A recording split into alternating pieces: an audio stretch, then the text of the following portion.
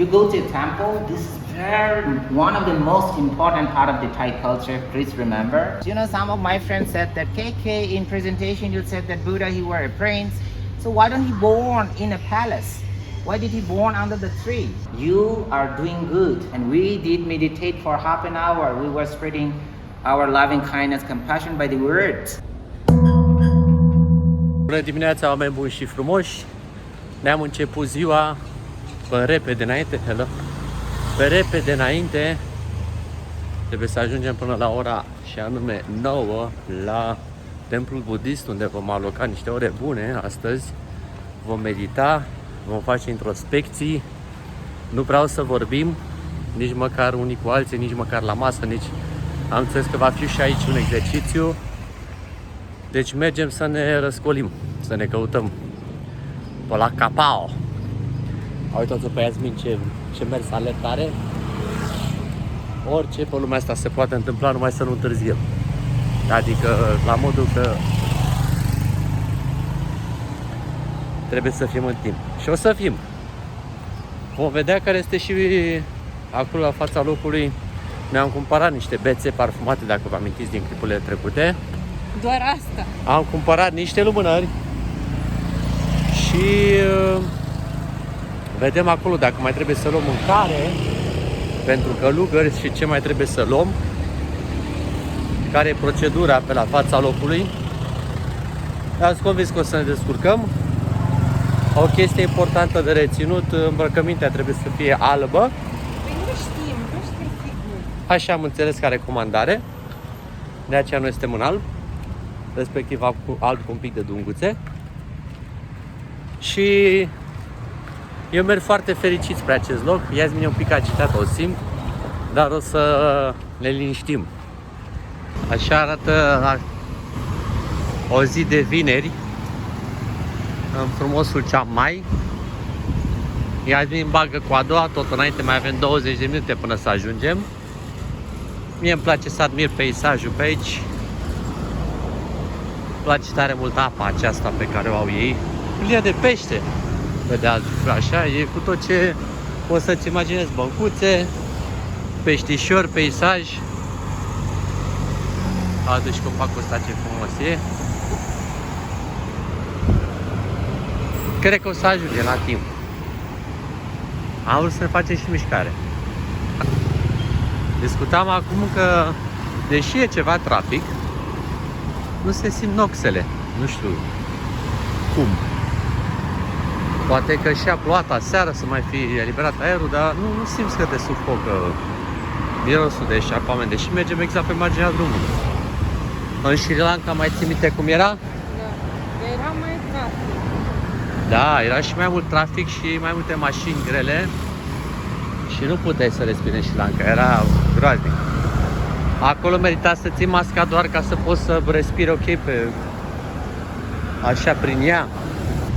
Partea distractivă aici este că în unele situații ai trotuar, în altele se întâmplă să fie așa, adică fix să poți să treci un om, cablu și alte chestii, și în unele situații dispare trotuarul cu totul sau este invadat de localnici. Noi nu ne plângem, Doamne ferește, doar că mai mergi pe stradă, trebuie să fii atent. Foarte multe zone denivelate și, nu în ultimul rând, un mare stâlp în mijloc. Cam aia ne adaptăm. Îmi imaginez că construcția acestui trotuar a fost ceva de genul: am făcut șoseaua, am făcut parcarea, am făcut construcțiile, facepalm, am uitat de trotuar. Las că îl facem cu copaci în mijloc, peste tot. E o provocare, într-adevăr, pe anumite zone. Mai ales că la mine sunt multe momente în care pot să-mi râșchi freza, că sunt inclusiv indicatoarele foarte jos puse. Tocmai ce am trecut pe lângă, l-ați văzut? Deci dacă nu ești atent, poți foarte ușor să te scrijelești pe la freză. Ia să vedem. Mai sunt și anunțuri publicitare, chestii căzute de prin stâlpi. Am ajuns într-un final, suntem la foarte marele fix. Aici va fi templul unde o să medităm.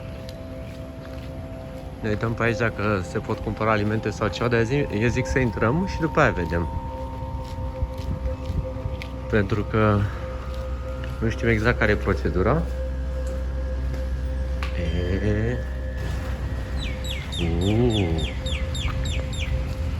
Ce frumusețe! În primul rând trebuie să schimbăm. Am ajuns, momentan suntem într-o cameră în care e ca un fel de bibliotecă, așa, în care se spune despre ce e vorba. Și mai apoi o să mergem spre meditație, dar vorbesc încet ca să nu deranjez pe aici. E foarte interesant deja momentul. Vedem ce urmează.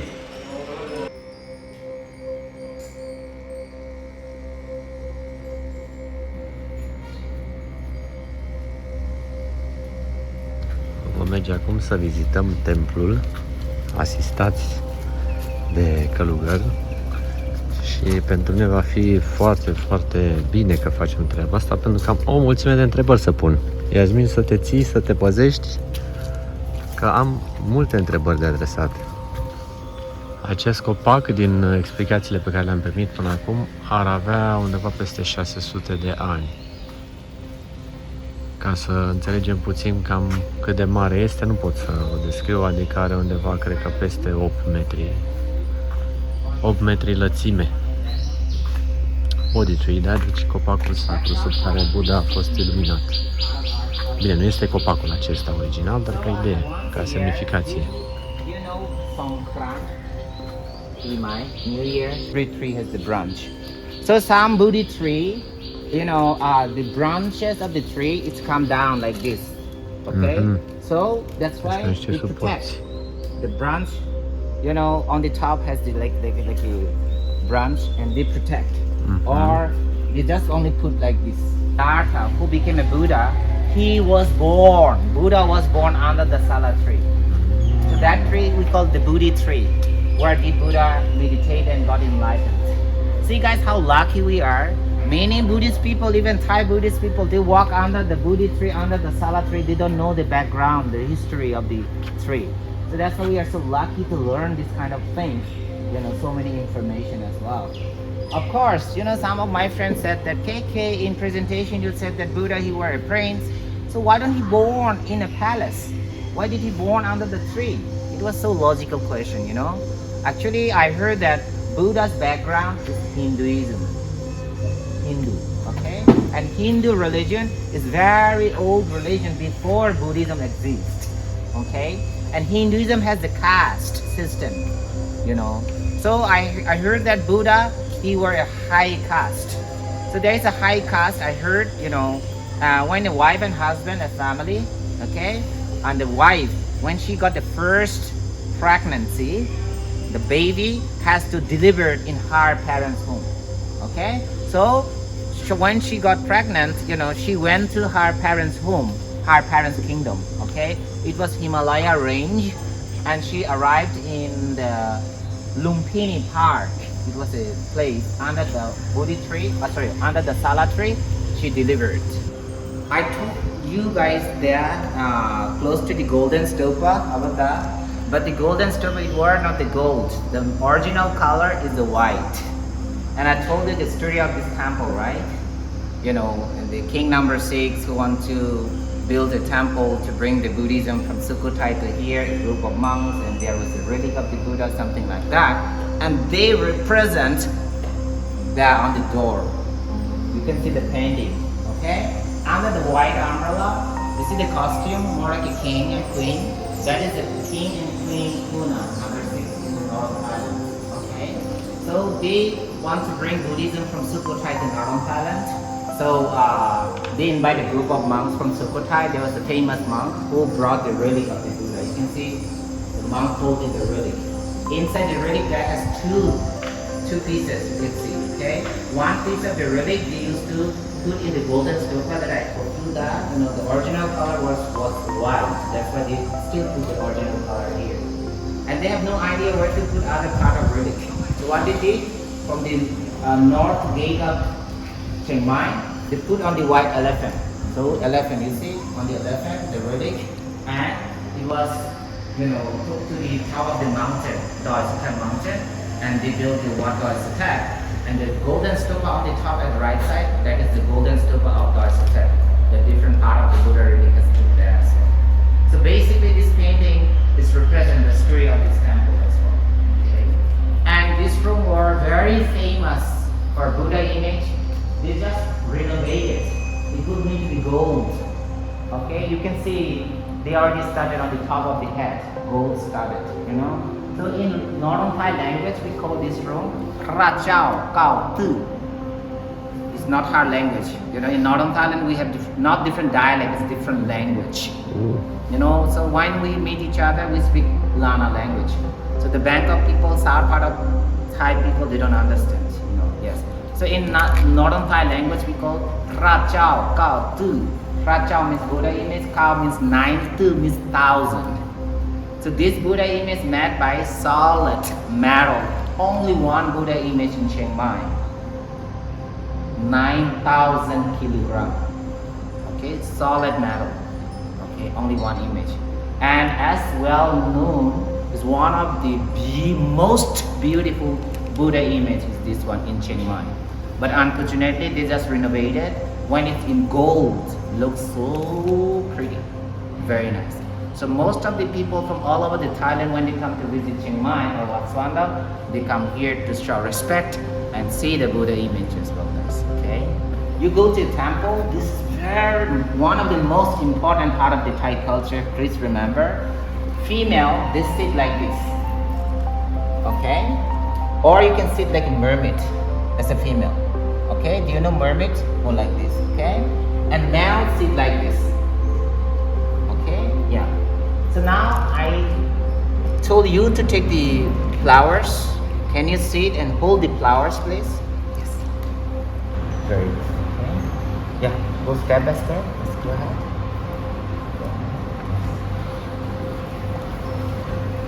Just come.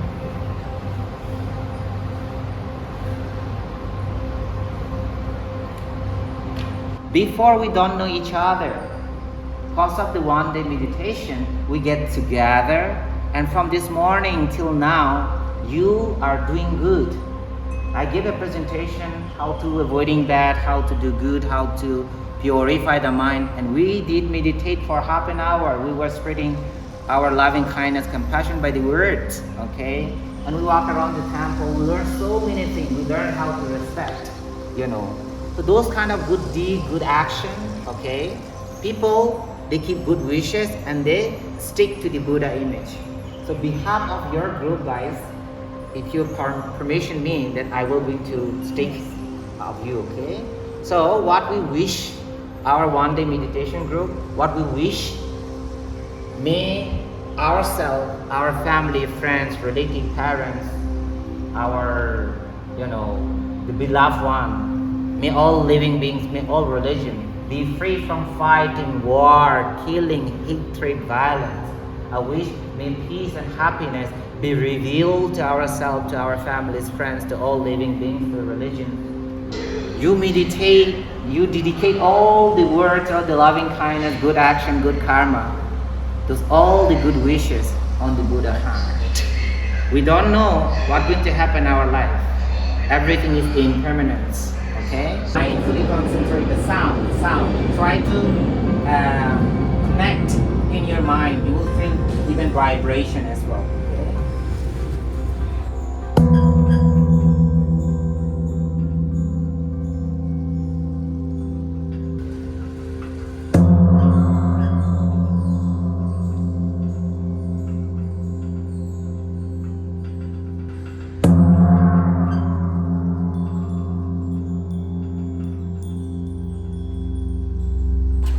'Tocmai ce s-a încheiat prima etapă a, să zicem, meditație, dar de fapt a fost o etapă introductivă și teoretică. Wow!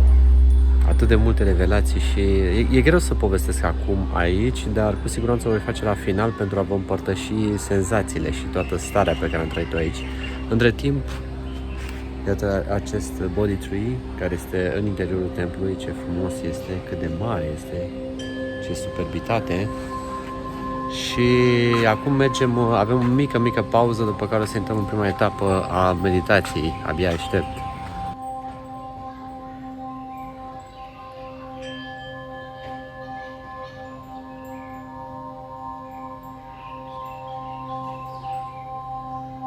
Ne-am propus să medităm 20 de minute, într-un final am meditat 30 de minute.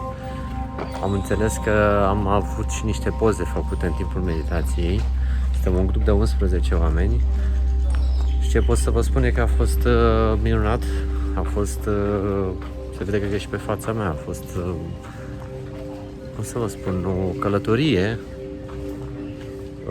profundă, aș putea spune, care m-a adus în toate stările posibile și cu siguranță că a fost un moment foarte bun în care am înțeles și mai bine cum se meditează din punct de vedere al modului în care îți poți echilibra mintea, cum îi spune monkey mind, să nu ți-o ia în alte direcții și să poți să te concentrezi mai mult pe respirație, că asta a fost o idee principală, să ne focusăm pe respirație.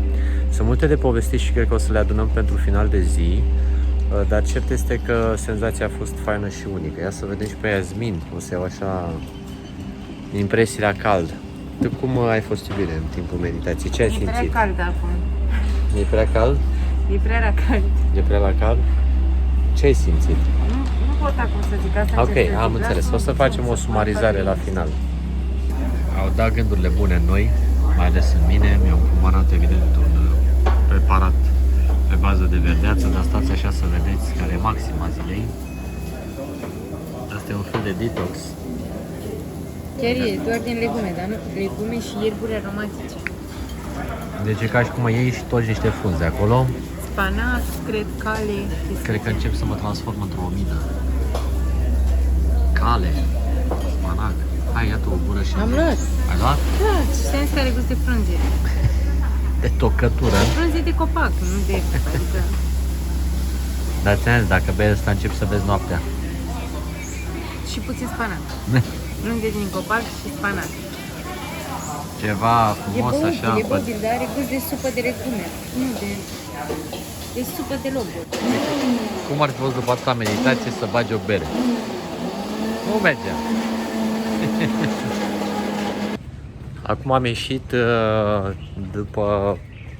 Sunt mai bine, cred că de... Câte ore, Yasmin? 7 ore? Cam așa. Mai mult de 7 ore. Mai mult de 7 ore. A fost o zi plină, ca să zicem așa. Și o să vă spun impresiile la cald. Mă simt foarte fericit și foarte recunoscător că am ajuns aici. Da, templul se vede frumos în toate luminile, ca să zicem așa, în toată lumina zilei. Cert este că mă simt norocos că am reușit să ajungem să avem această experiență. A fost memorabil. Pe lângă faptul că mi-am răspuns la toate întrebările posibile și imposibile pe care le-aș fi putut avea despre budism, aș putea spune chiar că am abuzat, adică la un moment dat cred că am pus cele mai multe întrebări din tot grupul de 11 oameni cât am fost și asta îmi pare bine cumva că știți că mai aveam eu unele întrebări așa din când în când, prin filmări și prin locurile prin care am fost. Experiența a fost memorabilă și pentru că am meditat în mai multe variante și pentru cei care încă n-au încercat vreodată lucrul acesta, vă recomand să o faceți, măcar din pură curiozitate. În orice context ar fi, eu cred că o să merite experiența. Am învățat cel puțin 3 tehnici de meditație pe care le putem aplica destul de ușor și rapid pentru calmarea gândurilor, pentru calmarea minții și pentru starea de echilibru, că despre asta e vorba, despre balance, da? Despre echilibru. Ba mai mult, mi-a plăcut tare mult că am înțeles mai multe despre viața călugărilor, despre ritual, despre modul în care se îmbracă și despre tot ceea ce ține de viața lor, care am înțeles că este în totalitate dedicată facerii de bine. Și da, chiar a fost o experiență foarte, foarte faină. Wow, aici, da, trebuie să întorc un pic camera. Am înțeles că aceasta este cea mai mare incintă, ca să o denumesc așa, templu Deci din cea mai în care se pot aduna oamenii. Am înțeles că n-a fost inițial construită așa de mare, ci în timp a fost extinsă și deci este unul dintre cele mai mari temple. Doamna Zăchinea să ține copilul să intre la film. Mai atât de mult bun simț au oamenii ăștia încât sunt molipsitori. Așa. Da, deci cum am spus, o experiență superbă. Uitați, hai să filmăm puțin și acolo ca să explicăm acum mai bine, că uite, tot am înțeles mai multe despre ce reprezintă acest loc, ce sunt aceste structuri pe care la început, sincer, nu le înțelegeam și acum mă bucur că am fost și eu iluminat, ca să spun așa, cu mai multă înțelegere. A fost și destul de copleșitor, cred că se vede și pe fețele noastre, în sensul că meditația presupune o stare de detașare, dar și de concentrare, să spunem așa. Și da, a fost minunat. E mai mult de concentrare, da, că mintea asta, din ce se pare, e cam greu de stăpânit. Despre acest cer spunea Iasmin mai devreme, parcă nu știu cum se întâmplă, dar în fiecare zi avem parte de un nou apus, de o nouă stare de, ce să vă spun, nu ne mai săturăm. Și în toate aceste temple mai mici, albe, în ele sunt rămășițele omenești ale familiei regale și ale tuturor celor care au pus bazele acestui așezământ, pentru că odată ce oamenii nu mai sunt pe acest pământ, religia budistă practic merge pe varianta incinerării. Și deci toate rămășițele omenești sunt aici, sub aceste structuri, la fel cum și la noi, acolo unde este ctitorită o mănăstire, da, sau un așezământ. De obicei există și o zonă de cimitir, să zicem micuță, o zonă unde se așează rămășițele omenești ale celor care au contribuit. La fel se practică și aici.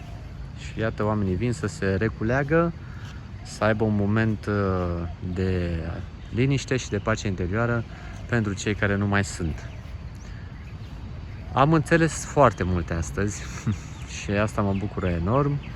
După cum spuneam, o zi plină de însemnătate și cu multe lucruri acumulate. Și că ți-am zis atunci să stai spuneam că că eu vreau să zic ceva și m-am ținut 3 zile să zic. Aici la Body Tree am înțeles și am învățat și chestia legată de aceste propte, să zicem așa, aceste bețe, al cărui scop este unul simbolic. Buddha nu a lăsat învățăminte pe acest subiect, să spun, învățături pe acest subiect.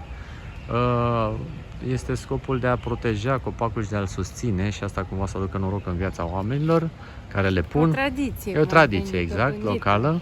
Copacul având această frunză superbă în formă de inimă.